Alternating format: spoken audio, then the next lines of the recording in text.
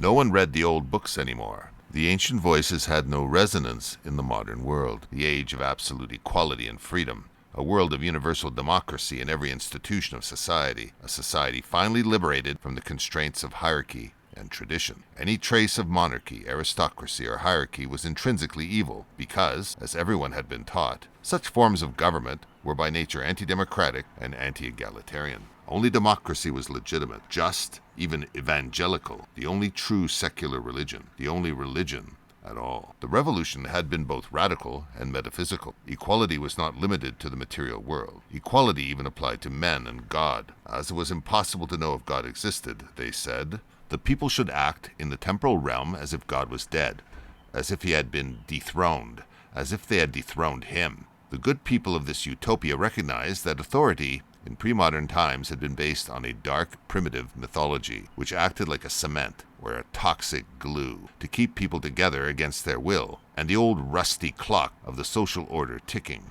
This myth included the quaint notion that God or nature, or the old ones, from time immemorial, whatever you prefer, had divided up human society in accordance with functions, responsibilities, aspirations in life, equalities, and indeed, natural inequalities. Equality, they believed, only applied to likes, which of course created false hierarchies based on power. People hadn't been liberated yet by the sacred revelation that equality was the skeleton key to open every political, social, and metaphysical door. It was hard to imagine a world back then, before the modern one, in which equality, equity, and inclusion wasn't yet seen as the answer, literally, to everything. Instead, in the place of DEI were those preposterous falsehoods. No one believed those anymore.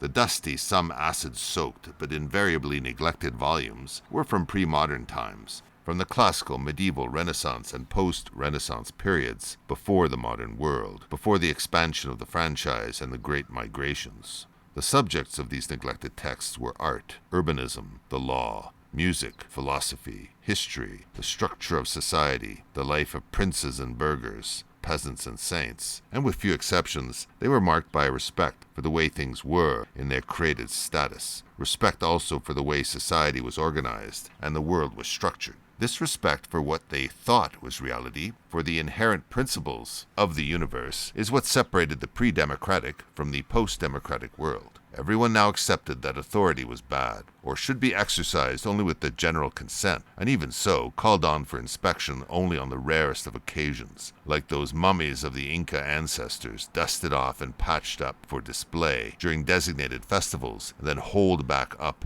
in their niches. The use of authority was also always subject to myriad exceptions to ensure the greatest possible individual freedom. The sovereign is he who makes the exception. Freedom had finally triumphed when put under the exclusive protection of the modern state. The modern world was one in which authority had given way to an absolute freedom, or what some stodgier types called permissiveness. Certainly, you couldn't yell fire in a crowded theater, but the individual was otherwise free to make his or her or their own truth. The authority that, in Rousseau's words, had held the individual in chains had been hacked off. The mythological authority that was needed among more primitive peoples had been liquidated in Western societies such that it was now a tiger with no teeth, weak or no longer exercised at all, and kept in a small cage for display by the curious. Authority was an exhibit in the modern version of a Victorian London zoo, confined to a small, dismal enclosure.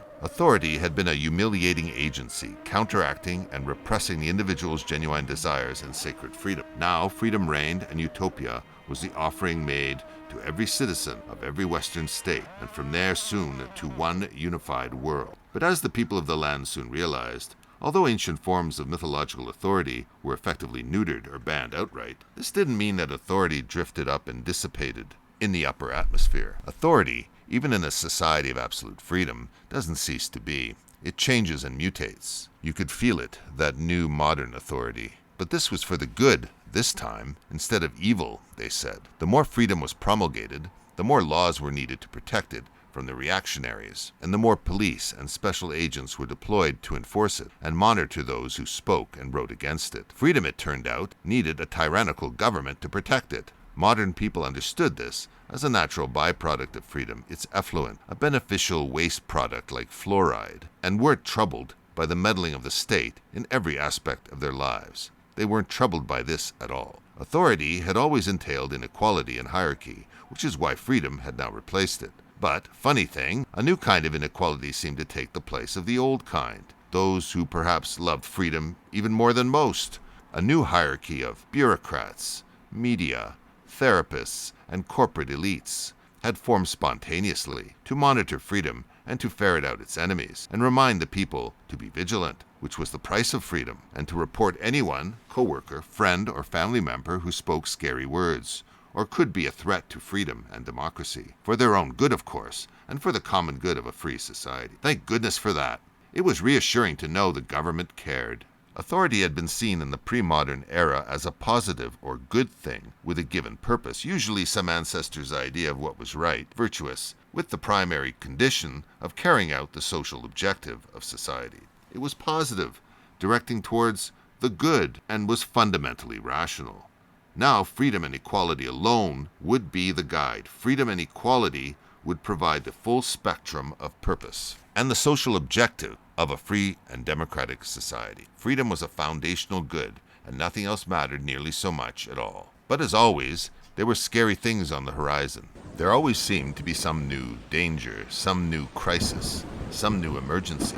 As it turned out, a world without inequality and hierarchy, or at least the old-fashioned kind, was proving to be challenging. Something was screwing things up for the good law-abiding people of the land. It wasn't that anyone who wasn't a criminal opposed perfect freedom. It was, well, just proving difficult to work out all the kinks. And finding out who was throwing the wrenches into the perfect machine was also a time-consuming process for the reformers. Several generations of activists had already been born, died, and buried without reaching the promised land, with plenty of wreckage left along the way. This wreckage wasn't the fault of the activists, of course. It was just going to take a little bit more time, with the torch now handed off to yet another committed generation, rising up like insects from the mud, to resume the struggle, fighting heroically, even with no obvious end in sight. Certainly the historical records seem to show that when the old authority broke down, so did the society. There was that episode after the conquest of Mexico when the Aztecs, accustomed to fearing their princes and priests, and spending their lives in dependence of idols and sacred practices, found themselves all of a sudden under the authority of the Christian system, which they did not understand. The Indians complained that freedom from the old ways had left them lax with sin. Asked why, the Indians replied, "In former times no one did his own will, but what he was ordered to do. Now the great liberty has done us harm, for we are obliged to fear and respect no one." A similar process occurred after the great migration of blacks from the South into northern cities as cheap labor, or when in the 19th century another wave of European immigrants arrived in the United States, at Ellis Island, finding themselves free from one tyrant, only to be beholden to new ones, usually in the form of their own liberated people. In periods where authority weakens, a sure sign of the impending collapse is that the enemies of authority redouble their attacks upon it through its former friends who saw the writing on the wall. The universities, the media, and even the churches hastened the process, switching to the anti-authority language and style, indistinguishable from the language of their former enemies. Freedom abhors any institution standing between the individual and the great protector of the individual, the centralized state. Where freedom triumphed, all could see the loosening of the institutional ties upon which civilization had, until modernity, traditionally rested. This was particularly so with the family. The ethnographers suddenly discovered that families were not only of one type, but could be differently structured. They could be matriarchal, extended, or sexually tolerant, followed soon after by the total sexual freedom of the modern family and everything that entailed. Next, the psychologists discovered those hidden subconscious motives, creators of tensions, resentments, conflicts on the part of parents, children, the male and the female, and the subjective nature of sexual identity. The main thrust of the sexual revolution was the family's sexual freedom and sexualization. All taboos lifted against divorce, premarital sex, early sex, adultery, incest, and abortion. And more recently, the legitimization of minor attraction. What had been an issue of morality was transformed into sociological phenomenon, a matter of ever-changing scientific expertise, rather than immutable law or the management by a priestly class. The traditional mediators of father, teacher, priest, and judge were replaced by the psychologist, therapist, bureaucrat, and committee. Some whispered in dark, smoke-filled rooms that when the revolutionaries had talked about liberty, they really meant liberty to pursue unrestricted sensuality and to justify the free course of the worst passions and the most pernicious errors. Others whispered back that they should lighten up. Legislatures and judges had no choice but to yield, purporting to change or declare the laws were now entirely consistent with a true reflection of the goals of modernity, as it always really should have been if the legal system had not been so occupied, colonized, intolerant, and backwards. This gave the so-called laws an official stamp of approval to the fait accompli. The media, don't we see through them now? But back then, they exposed the right of the people to be informed, provided with the background, sonority, the new values, the incitement through round tables, statistics, and sob stories. And so freedom, with the gentleness and compassion of Sherman through Georgia, had marched through the institutions, but also through the entire population, including your cousin at the dinner table next to you. It had marched through the authority of the family, through the authority of the school, through the authority of the church, through the authority of the courts, on and on. Authority hasn't gone away, but had now mutated in curious ways. From the authoritarian, society had moved into the egalitarian. From the customary institutional, the people had moved into the contractual and fraternal. From the rigid rules and traditions into codes and statutes revised and reinterpreted to ensure so-called rigidity had been replaced with the loose-fitting, the reasonable, and those charged with enforcing the new laws encouraged by the state to ensure they were applied or ignored, as the case may be, depending on the circumstances, depending on what was equitable and inclusive, and mindful of historical and systemic injustice. And as bad as all this sounds, the tension building, that's the end of the story. Nothing happens. Nothing ever happens. That's the way it was, and that's the way it remained. Thomas Molnar, one of the great philosophers and political thinkers of the late 20th century, saw through the cult of progress and of freedom as a social end in itself in the classic 1976 work Authority and Its Enemies, to which I am indebted for the above parable, or what we might call this unfinished story. Molnar, born in Budapest in 1921, saw that these modernist cults and their attack on legitimate traditional authority was only producing a kind of institutional anarchy, held together by an increasingly authoritarian machine, devoid of humanity or anything resembling a higher moral code, or restrained by natural or traditional morals, laws, and custom. The machine just existed for itself. Freedom, he saw, was producing the exact opposite of what it had promised. But not only was there patently less freedom, not more, but the evidence was plain everywhere of social chaos, disenchantment, and outright misery. Molnar died in 2010 and could only have seen the tip of the iceberg of progressivism, much of which was still lurking below the surface,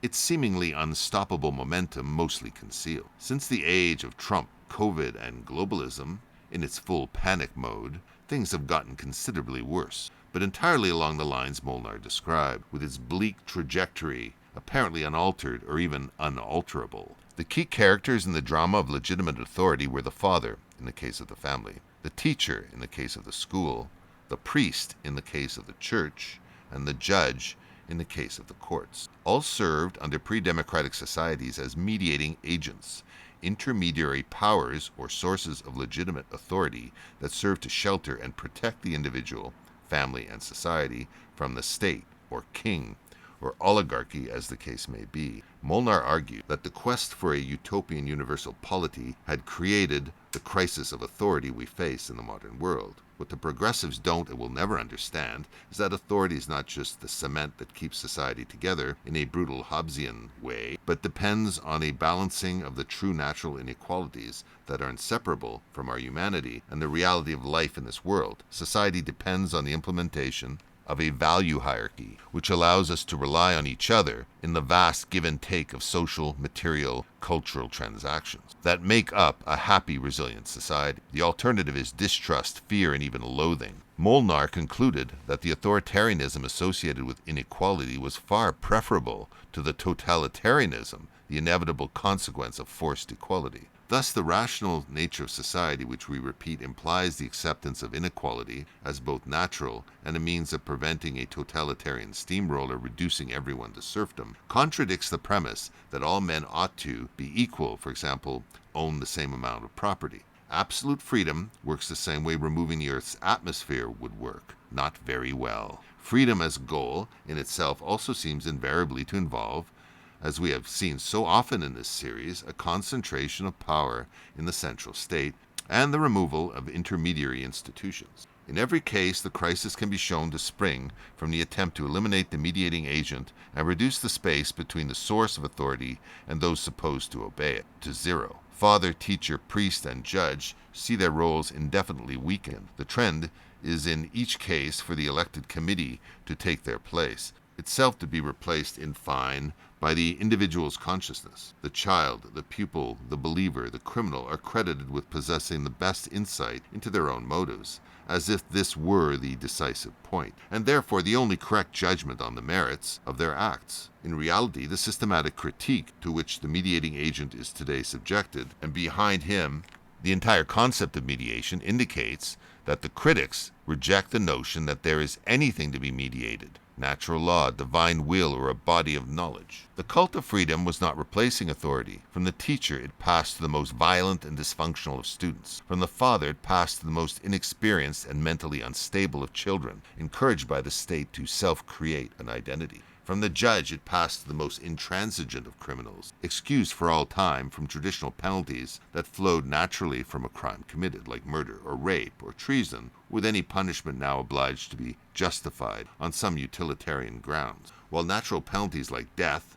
for a crime like murder are simply deemed by the machine to be not allowed, as an unjustifiable assault on the sanctity of freedom or dignity of the person. As it turns out, the mutated authority under the progressive regime is just as, if not more, reliant on myth than in traditional societies. But in this case, a myth is the real big lie that tells us everything is actually getting better, trust us, despite what your fallible senses may be telling you. Democracy, it turns out, is a great secular religion, dependent entirely on faith and fantasy. Legal freedom, properly understood, is a quality of civilization, much like health is a quality of good food, clean water, exercise, and good genes. Freedom pursued, though the heavens may fall, fiat justitia ruat caelum, may not actually bring down heaven, which the materialists don't believe in anyway, but does seem to bring down civilization, which they may or may not believe in, depending on who you ask. Next time, we will look at the main values once understood to be expressed in the concept of